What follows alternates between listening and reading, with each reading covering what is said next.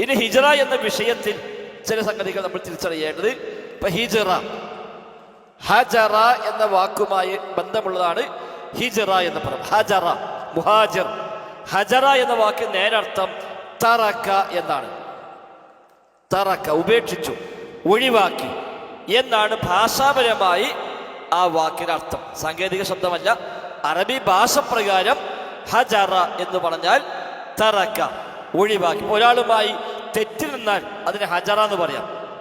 ഒരാളുമായി പിണങ്ങി അതിന് ഹജറ എന്ന വാക്കിന് അറബിൽ ഉപയോഗിക്കാം. കാരണം അയാളുമാരുടെ സംസാരം ഒഴിവാക്കി അർത്ഥം. അയാളുമാരുടെ സംസാരങ്ങളും ഇടപാടൊക്കെ ഒഴിവാക്കി, ആ അർത്ഥത്തിൽ അതിന് ഹജറ എന്ന വാക്ക് ഉപയോഗിക്കാം. നാട് ഒഴിവാക്കി പോയി, അതിന് ഹജറ എന്ന വാക്ക് അറബി ഭാഷയിൽ ഉപയോഗിക്കുന്നു. അപ്പൊ ഭാഷാപ്രകാരം ഹജറ എന്ന മാദിയുമായി ബന്ധമുള്ളതാണ് ഹിജറ, ഒഴിവാക്കൽ അല്ലെങ്കിൽ പലായനം ചെയ്യൽ എന്ന് സാങ്കേതികമായി നമ്മൾ അതിന് അർത്ഥം വെക്കുന്നു. നേരെ വാക്കർത്ഥം പലായനം എന്നല്ല, നേരെ വാക്കർത്ഥം ഒഴിവാക്കൽ എന്നാണ്. എന്നാൽ ദീനിനു വേണ്ടി പലായനം ചെയ്യുമ്പോൾ അതിലും ഒരു ഒഴിവാക്കലുണ്ട്. ജനിച്ച നാട് ഒഴിവാക്കുന്നുണ്ട്, അവരെ സമ്പാദ്യം ഒരുപക്ഷെ ഒഴിവാക്കുന്നുണ്ട്, അവരെ വീട് ഒഴിവാക്കുന്നുണ്ട്, ചിലപ്പോൾ കുടുംബത്തെ പോലും ഒഴിവാക്കി പോകേണ്ടതുണ്ട്. അങ്ങനെ പലതിനെയും അയാൾ ത്യജിക്കുന്നു, ഒഴിവാക്കുന്നു.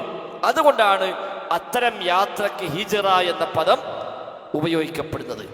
ഹിജറ രണ്ട് രൂപത്തിൽ ഉണ്ട്. നമ്മൾ സാങ്കേതികമായി പറഞ്ഞ ഹിജറ തന്നെ രണ്ട് രൂപത്തിലുണ്ട്. സാധാരണഗതിയിൽ ഇസ്ലാമിക രാജ്യത്തേക്ക് താമസം മാറുക എന്നത് മാത്രമല്ല ഹിജറ. രണ്ടു തരം ഹിജറയുണ്ട്. രണ്ടും സ്വഹാബിമാർ ചെയ്തിട്ടുമുണ്ട്. ഒന്ന്, ഭയമുള്ള പ്രദേശത്ത് നിന്ന് നിർഭയമുള്ള പ്രദേശത്തേക്ക് മാറുക. അത് രാജ്യത്തിലെ സ്വഭാവം ഒരു പക്ഷേ പരിഗണനീയമാവണം എന്നില്ല. നിർഭയമുള്ള രാജ്യം ഒരുപക്ഷെ ഇസ്ലാമിക രാജ്യം പോലും ആയിക്കോളുന്നില്ല. അല്ലാത്ത രാജ്യമാണെങ്കിലും തൻ്റെ ദീനപ്രകാരം ജീവിക്കാൻ സാധിക്കുന്നില്ല. അവനവൻ്റെ മതം അംഗീകരിച്ചുകൊണ്ട് അത് ഉൾക്കൊണ്ടുകൊണ്ട് ജീവിക്കാൻ കഴിയാത്ത ഒരു ഭയാവസ്ഥ നാട്ടിൽ വന്നു എങ്കിൽ അഭയാർത്ഥികളായി ആ നാട് വിട്ട് മറ്റു നാട്ടിലേക്ക് പോവുക. ആ പോകുന്ന നാട് ഇസ്ലാമിക നാട് തന്നെ ആകണം എന്നില്ല. അതിന് ഹിജറ എന്ന് പറയാം. സ്വഹാബിമാർ മക്കയിൽ നിന്ന് ആദ്യം പോയ ഹിജറ അബിസിനിയ, എത്യോപ്യയിലേക്കാണ്. അന്ന് എത്യോപ്യ ഇസ്ലാമിക രാജ്യമല്ല, ക്രിസ്ത്യാനി രാജാവാണ് അവിടെ ഭരിക്കുന്നത്. മക്കയിൽ നിന്ന് എത്യോപ്യയിലേക്ക് പോയി, അനിസ്ലാമിക നാട്ടിൽ നിന്ന് അനിസ്ലാമിക നാട്ടിലേക്ക് പോയി. അനിസ്ലാമിക നാട്ടിൽ നിന്ന് അനിസ്ലാമിക നാട്ടിലേക്കാണ് അവിടെ ഹിജറ പോയത്. അത് ഹിജറയല്ലേ? ആണ്. അപ്പോൾ ഒരു ഇസ്ലാമിക രാജ്യത്തേക്ക് പോയെങ്കിൽ മാത്രമേ ഹിജറയാവുള്ളൂ എന്നില്ല. ദാറുൽ ഖൗഫിൽ നിന്ന് ദാറുൽ അംനിലേക്ക് എന്നാണ് പണ്ഡിതന്മാരുടെ പ്രയോഗം. അതിന് ഒന്ന് ദാറുൽ ഖൗഫ്, ഭയമുള്ള ഭവനം എന്ന് പറഞ്ഞാൽ ഭയമുള്ള നാട്. അതായത് ദീനപ്രകാരം ജീവിക്കാൻ കഴിയില്ല. ഇനി അവിടെ ജീവിച്ചവർ പക്ഷേ കൊല്ലപ്പെടും, അല്ലെങ്കിൽ ദീൻ നഷ്ടപ്പെടും, അല്ലെങ്കിൽ ദീൻ ഒഴിവാക്കി മറ്റു ശിർക്കിനെയും കുഫറിനെയും വഴിയിലേക്ക് അവർ തിരിച്ചു പോകേണ്ടി വരും. ആ നാട്ടിൽ ജീവിക്കാൻ, അവർ ദീനപ്രകാരം ജീവിക്കാൻ ഒരു നിൽക്കും പറ്റുകയില്ല. അങ്ങനത്തെ ദാറുൽ ഖൗഫിൽ നിന്ന് എങ്ങോട്ട് പോവുക? ദാറുൽ അംന്, നിർഭയമുള്ള നാട്ടിലേക്ക് പോവുക. ഖൗഫിന്റെ നാട്ടിൽ നിന്ന് അംനിന്റെ നാട്ടിലേക്ക്, നിർഭയമുള്ള നാട്ടിലേക്ക് പോവുക. അത് ഹിജറയാണ്. മറ്റൊന്ന് ദാറുൽ കുഫർ, കുഫറിന്റെ നാട്ടിൽ നിന്ന് പോവുക. എങ്ങോട്ട്? ദാറുൽ ഇസ്ലാം, ഇസ്ലാമിന്റെ നാട്ടിലേക്ക് പോവുക. കുഫറിന്റെ രാജ്യത്തിൽ നിന്ന് ഇസ്ലാമിക രാജ്യത്തേക്ക് യാത്ര പോവുക. അതാണ് മക്കയിൽ നിന്ന് മദീനയിലേക്കുള്ള സ്വഹാബിമാരുടെ ഹിജ്റ. നബിയുടെ ഹിജ്റ അതല്ല, നബിയുടെ ഹിജ്റ അതല്ല.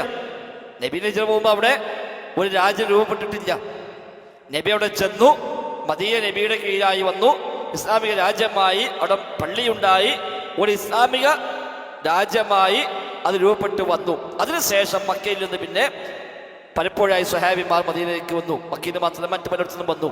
അതാണ് ദാറുൽ കുഫറിൽ നിന്ന് ദാറുൽ ഇസ്ലാമിലേക്കുള്ള ഹിജറ. അന്നത്തെ ഹിജറ മദീനയിലേക്ക് മാത്രമാണ്. അങ്ങനെ വന്നതിന് ശേഷം അന്നത്തെ ഹിജറ മദീനയിലേക്ക് മാത്രമാണ്. അവിടെ മാത്രമേ ഇസ്ലാമിക രാജ്യമുള്ളൂ, അവിടെ നബി ജീവിച്ചിരിപ്പുള്ളൂ. പിന്നെ മക്ക ഫത്ഹായി,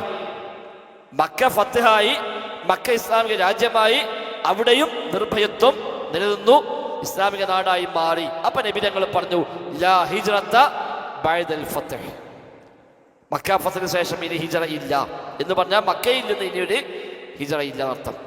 മക്ക വിട്ടു പോകേണ്ട അവസ്ഥയിൽ ഖിയാമത്ത് വരെ ഇനി ഉണ്ടാവൂല, ഇനി അങ്ങനത്തെ സാഹചര്യം ഇല്ല, അത് ഇസ്ലാമിക രാജ്യമായി മാറി.